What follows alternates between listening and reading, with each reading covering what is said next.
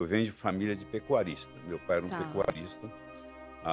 E é interessante porque eu tinha 8 anos de idade, eu estava dentro de um elevador no Rio de Janeiro e entrou uma pessoa e falou assim: eu sou um tuberculoso, acabei de sair do hospital. Aí eu perguntei para minha mãe: o que é tuberculoso? Ela falou: você não sabe o que é tuberculoso? Naquele momento decidi ser médico. Tinha 8 anos, eu me lembro direitinho, dentro de um elevador. Ela me desafiou, eu pensei, eu vou saber a medicina inteira. Ali que desencadeou tudo. E a Interessante, sua né? formação é Brasil mesmo, né? Eu fiz o meu curso médico na Universidade Federal de Juiz de Fora. Uhum. Eu fiz pós-graduação na PUC no Rio. Eu sou o primeiro mineiro a ser mestre, o terceiro brasileiro a ser mestre em cardiologia. Eu tirei estava começando o mestrado, não existia em São Paulo ainda, todo mundo tinha que ir para o Rio de Janeiro. Eu fiz o meu mestrado e fui para nós construímos um hospital em Teófilo Otoni. E lá, uma sexta-feira à noite, tocou o telefone. Para mim, eu atendi, era um gerente de hotel dizendo: ó, nós temos aqui um hóspede com dor no peito. Dá para você Ai, meu ouvir? Deus. Eu falei: ó, vou sair para um fim de semana longo, chama outro. Ele falou: já chamei dois, falaram a mesma coisa. Eu falei: estou indo. Aí cheguei lá e encontrei um indivíduo que era um juiz aposentado polonês, falava inglês muito pouco, eu também na época falava muito pouco. E aí ele comprava pedras semipreciosas no Brasil, que Teófilo Otoni é a capital das pedras semipreciosas, e vendia em Nova York. E aí eu levei ele para o hospital, fiz um eletro, ele estava infartando, infarto agudo. E aí, quando nós estávamos no caminho para o hospital, ele perguntou assim para mim: você conhece meu filho? Eu falei: quem é seu filho? Ele falou: Peter Marot. Eu não conheço seu filho pessoalmente, mas eu conheço os trabalhos, conheço. Ele é de Harvard, eu sei disso e tal. Bom, conclusão: ele foi internado. 48 horas depois, o filho dele vem para Teófilo Otoni para ajudar a tomar conta do pai. Falava português, porque era casado com uma brasileira, aqui de Americana, e fica ali 15 dias. E na véspera dele ir embora, que o seu Marot ia ter alta no dia seguinte, nós éramos 21 médicos no hospital, 3 proprietários, eu era um deles, e eu era o que coordenava o centro de estudos, e eu era o único cardiologista do grupo. E era meu dia de falar: arritmias na fase aguda do infarto do miocárdio. Nossa. Aí eu vi o Peter sentado na cadeira, na primeira fileira. Eu pedi permissão aos meus colegas, falei: ó, o Peter está aqui, eu vou pedir permissão a vocês, eu vou falar no nível dele. Aí eu fiz uma apresentação de arritmias na fase aguda do infarto do miocárdio. Quando eu terminei, ele veio para mim e disse assim: você já tem seu Revalida nos Estados Unidos, né? Que eu formei em 72, janeiro de 73, eu fui na embaixada e fiz o Revalida. Naquela época, não sei se ainda pode, não precisava ir nos Estados Unidos, eu fazia o Revalida aqui mesmo. Eu tinha passado, 3 brasileiros passaram naquele ano, eu era um deles. Você já tem seu Revalida, não tem? Falei: tem, meu SFMG, a gente chama em inglês. Aí, você quer ir para Harvard? Falei: não quero não. Eu tenho o meu hospital, eu tenho minha clientela, eu ganho bastante dinheiro, sou bem conhecido. Não, obrigado. Aí passam-se 6 meses, eu ligo para ele para a gente continuar conversando, ficamos amigos. Eu falei: e aquela oferta que você me fez? Ele falou: está de pé, você quer vir?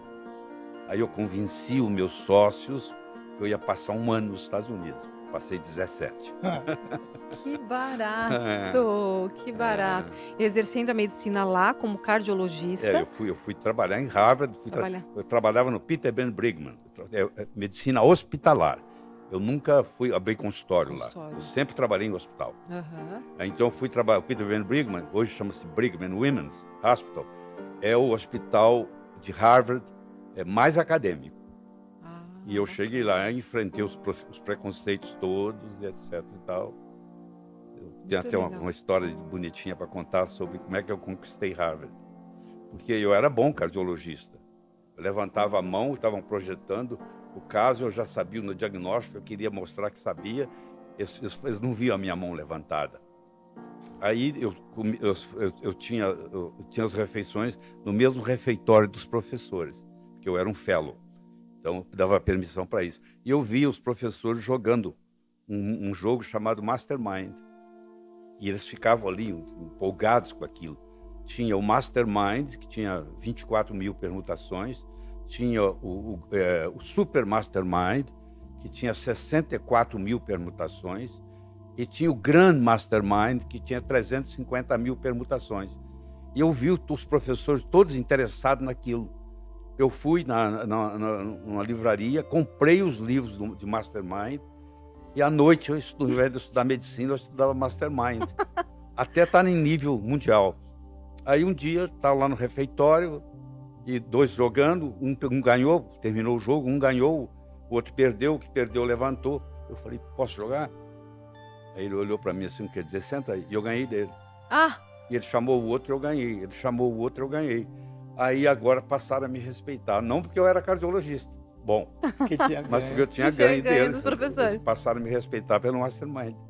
Olha, que interessante. Você vê. Mas rápido é um sonho Mas, é mais de um caminho que leva a Roma, não é verdade? É. Aí eu fui publicar com eles, trabalhava na unidade coronária, tratando infarto, e comecei a viajar para os congressos, para apresentar os trabalhos. Então a sua vida acadêmica começou lá fora? Começou lá fora. Tá. Eu não sabia. Eu me lembro, o primeiro dia que eu fui para o hospital, eu fui conhecer o chefe do meu chefe. Eu me lembro que eu entrei na sala dele e ele falou assim, você sabe que médico sem gravata é como se estivesse nu? É assim que ele me recebeu. Ele me fez voltar em casa e pôr uma gravata.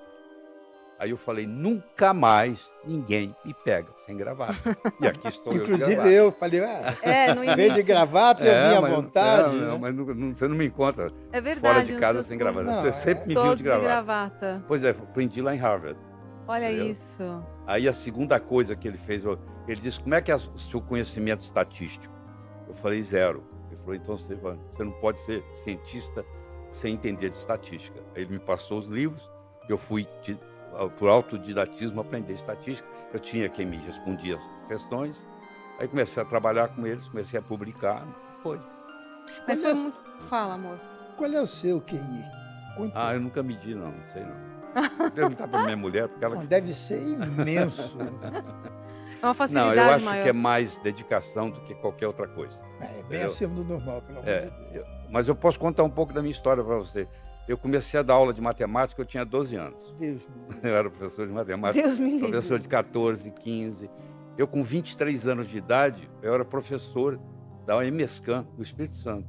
Eu era acadêmico de medicina em Juiz de Fora e dava o curso de neuroanatomia na Universidade EMESCAN, em Vitória. Quer dizer, eu, com 23 anos de idade, eu já dava aula para universitário. E o brasileiro reconhece o seu valor? O brasileiro, enquanto eu era clássico, que eu seguia o drift, eu seguia a boiada, eu fui muito respeitado. Durante 12 anos, eu fui convidado como professor estrangeiro para falar no Congresso Brasileiro de Cardiologia. Se você perguntasse assim, onde é que vai ter mais gente? Onde o Laí Ribeiro falar. Então as pessoas ficavam penduradas na janela para me assistir. E depois de 12 anos, como professor convidado, dando aula, eu falei, chegou a hora. Eu acho que eu tenho que deixar de saber que colesterol é mocinho, não é bandido. Porque o colesterol é um importante nutriente no corpo.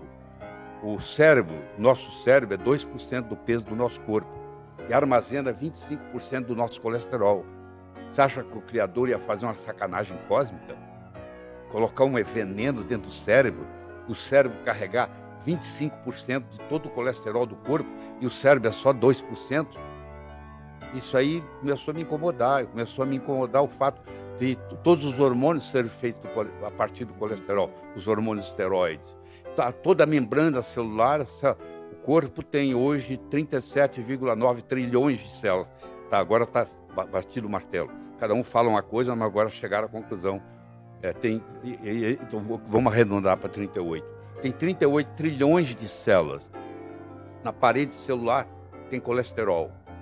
A vitamina D3, que começou a pegar fama, hoje é respeitada no mundo inteiro, que não é uma vitamina, é um hormônio. A vitamina D3, o precursor dela é o colesterol.